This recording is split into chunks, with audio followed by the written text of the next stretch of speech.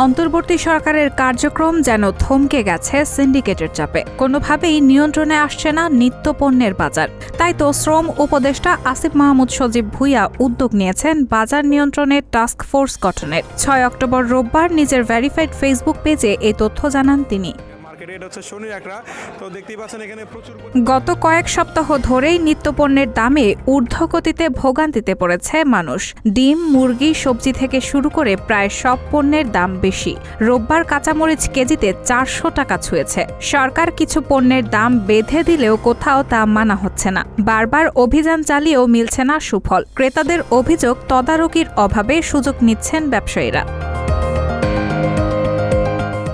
শুক্রবারে রাজধানীর বিভিন্ন বাজারে প্রতি ডজন ডিম বিক্রি হয়েছে ১৭০ টাকায়। গত সপ্তাহের তুলনায় দাম বেড়েছে ৫ থেকে ১০ টাকা বেশি। এ হিসেবে একটি ডিমের দাম পড়ছে ১৪ টাকারও বেশি। ডিমের পাশাপাশি ব্রয়লার মুরগির দামও বাড়তি। প্রতি কেজিতে ২০ টাকা বেড়ে বিক্রি হচ্ছে ২০০ থেকে ২১০ টাকায়, আর সোনালী মুরগির কেজি রাখা হচ্ছে ২৭০ টাকা। বাজারের সব ধরনের সবজির দামও ব্যাপক চড়া বলছেন ক্রেতারা। বেশিরভাগ সবজির দাম চাওয়া হচ্ছে কেজি প্রতি ৬০ থেকে ১০০ টাকা।